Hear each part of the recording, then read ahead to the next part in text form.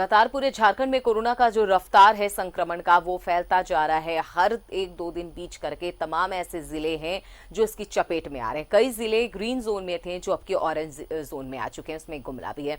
इस पर ज्यादा जानकारी के लिए हमारे साथ संवाददाता अंजनी जुड़े हुए हैं, उनके पास चलते हैं। अंजनी, सूबे में कोरोना ने लगातार अपनी रफ्तार जो है पकड़ी है, लगातार इसका फैलाव हो रहा है। कितनी बड़ी यहाँ पर अब चिंता का विषय है, क्योंकि एक टाइम पे हमने देखा था कि इसकी रफ्तार में कंट्रोल था, लेकिन एकाएक अलग अलग झारखंड के जिले हैं जो इसकी चपेट में आ रहे हैं। देखिए, यदि पूरा हम पिछला इतिहास देखते हैं तो 1 मई का दिन था जब प्रवासी मजदूरों का रांची और झारखंड आगमन शुरू हो गया था। और ये अनुमान पहले से ही था कि जिस तरह से प्रवासी मजदूर रेड जोन इलाके से पहुंच रहे हैं, संक्रमित इलाके से पहुंच रहे हैं, तो ये संक्रमण जरूर बढ़ेगा, ये अंदेशा पहले भी था। लेकिन एक बड़ी चुनौती है राज्य सरकार के सामने, बड़ी चुनौती है मेडिकल के जो डॉक्टर्स हैं उनके सामने, जिला प्रशासन के सामने, कि कैसे अब इन चीज़ों को नियंत्रित किया जाए। तो इसमें एक अच्छी बात यह है अमिता की जो लोग बाहर से आ रहे हैं उन्हें सीधे घरों में रहने नहीं दिया जा रहा, उन्हें क्वारंटाइन में रखा गया है। मतलब हर जिले में जो है अलग अलग शेल्टर होम बनाए गए हैं, तो वहाँ रखा गया है, ये एक अच्छी बात है।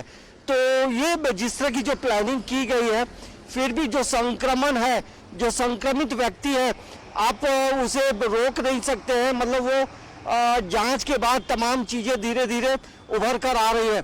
और देखिए, पूरे झारखंड में अब जो है ये हम कह सकते हैं कि अब मात्र एक जिला जो है वो बच गया है जो पूरी तरह से संक्रमण मुक्त है।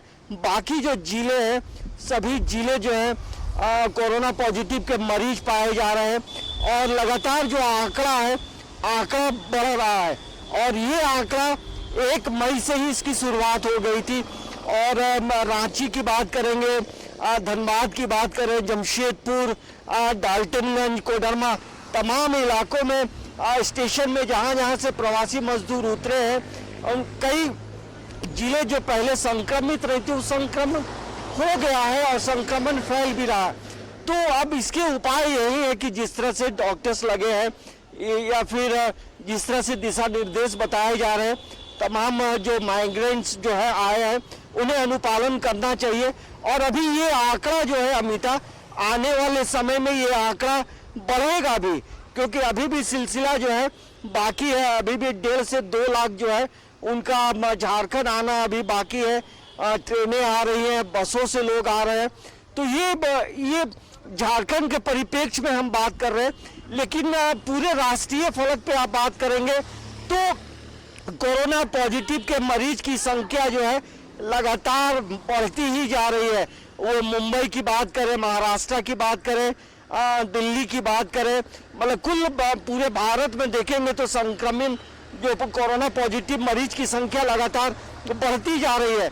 मतलब अब जो है संक्रमण सोसाइटी और कम्युनिटी में हो रहा है। और ये पूरे भारत के लिए एक बड़ा संकट का समय है। जहाँ देखिए ट्रेन और प्लेन की शुरुआत, प्लेन भी अब उड़ान भरने लगी है। और अभी जो है दक्षिण भारत में प्लेन से सफर किया हुआ एक व्यक्ति कोरोना पॉजिटिव पाया गया। तो संक्रमण का खतरा ट्रेन से भी है और फ्लाइट से भी हो रहा है। तो ये एक बड़ी चुनौती है पूरे देश के सामने, राज्य के सामने। अब कैसे चीज़ों को बेहतरीन तरीके से सरकार हैंडल करती है, ये देखना दिलचस्प होगा। लेकिन हम ये जरूर कह सकते हैं संक्रमण का खतरा जो है अभी कम नहीं हुआ है। ये एक बड़ी चुनौती सरकार के सामने, बिल्कुल बड़ी चुनौती है सरकार के सामने। लेकिन कल का अगर दिन पे हम गौर करें ना अंजनी, तो कल कोरोना के सबसे ज्यादा केसेस गुमला में पाए गए और सभी के सभी प्रवासी मजदूर बताए जा रहे हैं। इससे पहले अगर पिछले दिनों पर अगर पिछले पन्नों को जरा हम पलटे और नजर दौड़ाएं तो झारखंड में सबसे पहले कोरोना संक्रमण का फैलाव एक जमाती महिला के द्वारा हुआ था, विदेशी महिला की तरफ से। लेकिन उसके बाद धीरे धीरे चीजें कंट्रोल में आई। लेकिन अब प्रवासी मजदूरों का जिस तरह से आगमन हो रहा है, हमने देखा कि अब ये संक्रमण कहीं ना कहीं शहर से गांव में भी पहुंच चुका है।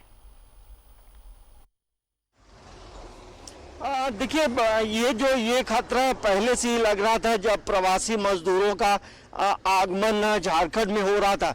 देखिए, इसमें एक बात थोड़ा यहाँ एक समझने वाली भी बात है।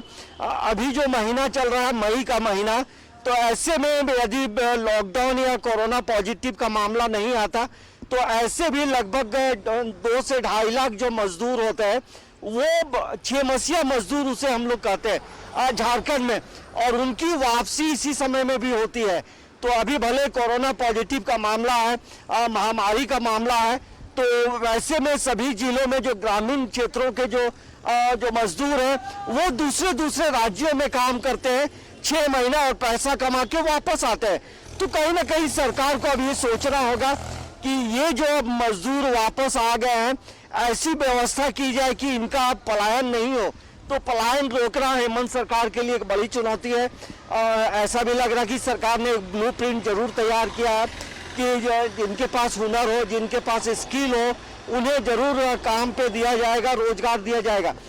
लेकिन ग्रामीण क्षेत्रों में संक्रमण अभी बढ़ेगा, क्योंकि ग्रामीण क्षेत्रों के लोग जो है झारखंड से सबसे ज्यादा पलायन करते हैं दूसरे राज्यों में काम की तलाश में, रोजी रोटी की तलाश में, और कुछ ऐसी वस्तु स्थिति भी होती है कि लोग मजबूरन जाते हैं बाहर काम करने के लिए।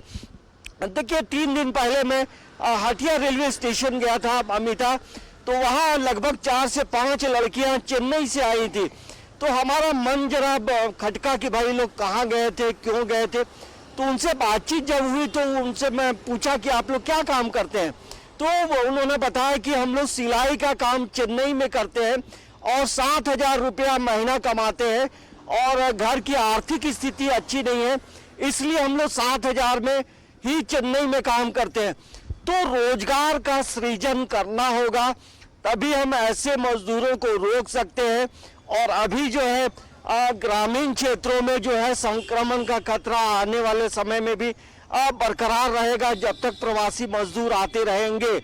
क्योंकि अब ये लोग संक्रमण कोरोना वायरस को कैरी करते हुए लोग यहाँ झारखंड पहुँच रहे हैं। तो बड़ी चुनौती है, और हेमंत सरकार चुनौती का मुकाबला करने के लिए पूरी तरह से तैयार भी है। पूरी टीम तैयार है, लगातार काम भी हो रहे हैं। और झारखंड में ये एक चीज अच्छी खबर है कि जो कोरोना पॉजिटिव के जो मरीज हैं, उनका जो ठीक होने का, जो रिकवरी होने का जो प्रतिशत है, वो राष्ट्रीय औसत से बेहतर है। तो ये एक अच्छी बात है कि झारखंड के लोग जो कोरोना पॉजिटिव होते हैं, तो वो जल्दी 10 दिनों में भी ठीक होते हैं, 5 दिनों में भी ठीक हुए हैं। तो यहाँ की जो टीम है, मेडिकल की जो टीम है, वो बेहतर है। और ये भी हम कह सकते हैं कि झारखंड के जो लोग हैं, उनका इम्यून सिस्टम जो है अन्य राज्यों की तुलना में बेहतर है, और यही वजह है कि 10 दिनों में, 12 दिनों में लोग ठीक भी हो रहे हैं। और ये एक अच्छी खबर है कि जहां हिंदपीढ़ी का इलाका जो है पूरी तरह से कोरोना मुक्त भी हो रहा है। कई इलाकों, अब हिंदपीढ़ी जो कंटेनमेंट एरिया है, उसे धीरे धीरे छोटा करने की भी तैयारी हो रही है। तो अब संक्रमण फैलने का वक्त जरूर है, तो अभी सावधानी बरतने का भी वक्त है। जो प्रवासी मजदूर बाहर से आ रहे हैं, जो प्रशासन ने जो दिशा निर्देश दिए हैं, उसका अनुपालन बहुत सही तरीके से करना चाहिए। घरों में रहे, यदि शेल्टर होम में रखा गया है तो आपको शेल्टर होम में रहना चाहिए। यदि आप शेल्टर होम में है, घरों में है, तो संक्रमण फैलेगा नहीं। तो ये एक बड़ी चुनौती सरकार के सामने जरूर है अमिता। तो लगातार खास खबर में हम यही बात कर रहे हैं कि झारखंड में कोरोना का संक्रमण का जो रफ्तार है वो बेहद ज्यादा तेजी से बढ़ रहा है। एक तरफ जहां लोग ठीक होकर अस्पतालों से घर वापस जा रहे हैं, वहीं एक दिन में कई जिलों में कई संख्या में मरीज निकलकर भी पॉजिटिव मरीज सामने आ रहे हैं। तो वाकई में ये बहुत बड़ी चिंता पूरे राज्य सरकार के लिए, यहाँ की जनता के लिए।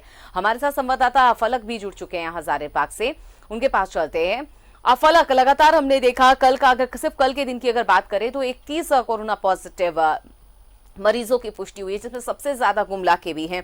हजारीबाग से भी 4 वहां पर बताए जा रहे हैं कि मरीजों में संक्रमण की पुष्टि हुई है। ऐसे में वहां पर जिला प्रशासन ने अपनी तरफ से किस तरह की तैयारियां कर रखी है, क्योंकि जिस तरह से रफ्तार कम होना चाहिए, कम होने के बजाय यहाँ पर इस संक्रमण में लगातार जो लोगों की पुष्टि हो रही है, मरीजों में पॉजिटिव रिपोर्ट जो आ रहे हैं, उसकी रफ्तार बेहद ज्यादा है। जी बिल्कुल, सही कहा आपने कि कल भी जो झारखंड में आंकड़े आए हैं उनमें बताना चाहेंगे कि 3 हजारीबाग में जो है वो कोरोना पॉजिटिव की पुष्टि हुई है।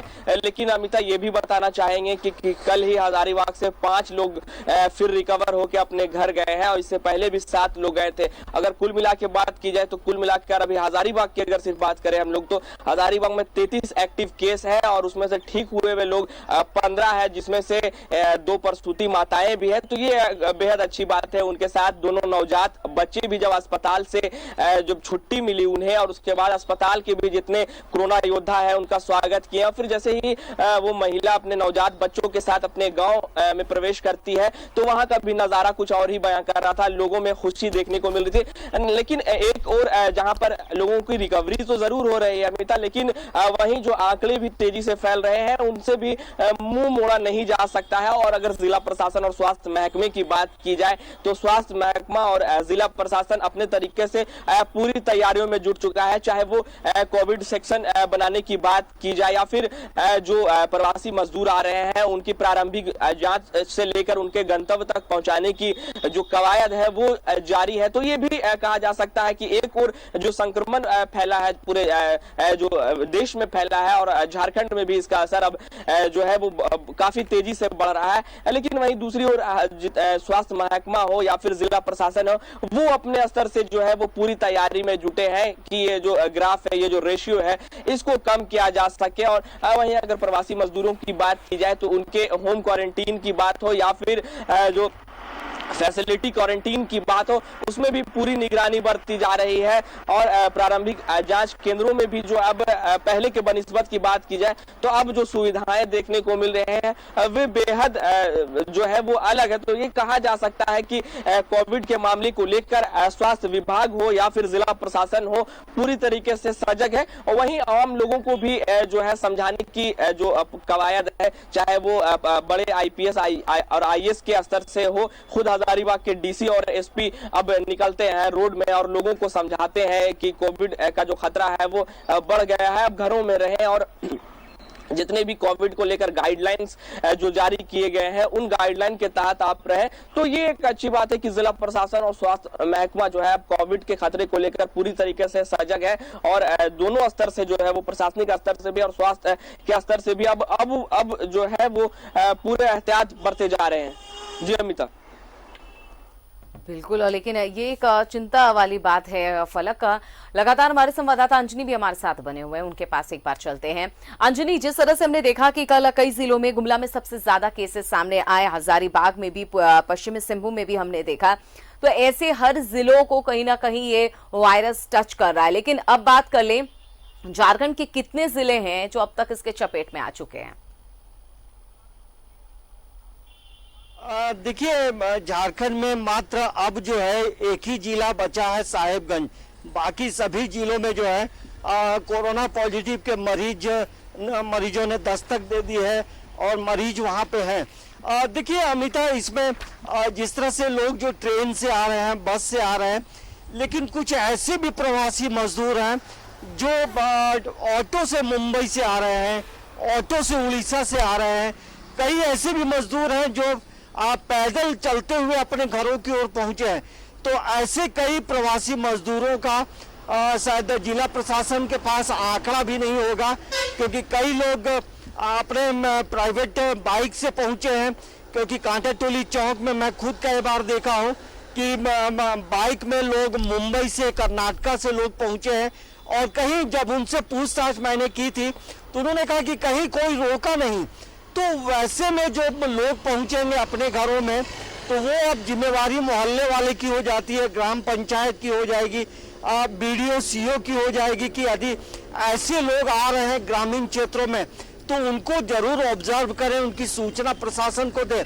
तो संक्रमण कहीं से भी आ सकता है और आ भी रहा है। तो एक बड़ी चुनौती सरकार के सामने जरूर है। लेकिन अभी सिर्फ साहेबगंज एक ऐसा जिला है जो पूरी तरह से मुक्त है। बाकी सभी जिलों में जो है कोरोना के मरीज जो हैं पाए गए हैं।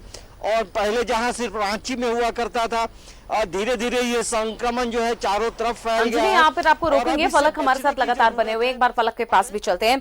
फलक, लगातार हमने ये चीज देखा है कि जब से प्रवासी मजदूरों का आगमन शुरू हुआ है, ये बात इसमें गलत नहीं होगा, क्योंकि लगातार अब जो रिपोर्ट्स आ रहे हैं इसमें ज्यादातर प्रवासी मजदूरों में संक्रमण की पुष्टि हो रही है और अब ये जो संक्रमण है शहर से गांव तक पहुंच गया है। जी, और देखिए अमिता, इस पर एक बात मैं बताना चाहूंगा, क्योंकि हम लोग तो शुरू से ही जो है कवरेज के दौरान देख रहे हैं कि शहर जो है वो शहर से ज्यादा गांव जो है वो कोविड को लेकर सजग था, लेकिन जैसे ही प्रवासियों का आने का सिलसिला जो शुरू होता है और उसके बाद जो है कोविड के आंकड़े जो है वो गांव से ज्यादा देखने को मिलते हैं, ग्रामीण इलाकों से देखने को मिलते हैं, क्योंकि ग्रामीण परिवेश के जो लोग होते हैं वो ज्यादा ही बाहर जाते हैं कमाने खाने के लिए, और ऐसे में जब वो बाहर से आ रहे हैं तो कहीं ना कहीं गाँव में भी जो है इसका खतरा पूरी तरीके से बढ़ गया है। अगर मैं हजारीबाग की बात करूं तो हजारीबाग में भी जो ज्यादा केसेस देखने को मिले थे वो विभिन्न प्रखंडों से देखने को मिले थे, लेकिन इससे भी मुंह नहीं मोड़ा जा सकता है कि गांव ही नहीं, अब शहर के लोगों को भी थोड़ा सा संयम रखना होगा, क्योंकि जो प्रवासियों का आना जो शुरू हुआ है और ऐसे में कई प्रवासी साइकिल से भी आ रहे हैं। बिल्कुल, ये गलत नहीं होगा कहना फलक, क्योंकि लगातार हमने देखा है कि प्रवासियों का, अंजनी ने भी ये बताया कि आंकड़े अभी आप नहीं बता सकते कि कितने लोग किस किस तरीके से, कैसे कैसे साधन से यहाँ पहुंचे। कई लोग साइकिल से पहुंचे, कई लोग पैदल ही यात्रा करके पहुंच गए। ऐसे में लगातार इनका आगमन वाकई में थोड़ी परेशानी तो झारखंड के लिए बढ़ा रहा है। तमाम जानकारी के लिए बहुत बहुत शुक्रिया फलक, शमीम आपका भी और अंजनी आपका भी। तो लगातार झारखंड में, सूबे में जो कोरोना है वो तेजी से अपने रफ्तार बढ़ाता नजर आ रहा है और कल का दिन बिल्कुल अच्छा नहीं रहा, क्योंकि कई जिलों में कोरोना ने दस्तक तो दिए ही, साथ ही गुमला में सबसे ज्यादा कोरोना पॉजिटिव मरीज मिले हैं। फिलहाल इस बुलेटिन में मेरे साथ बस इतना।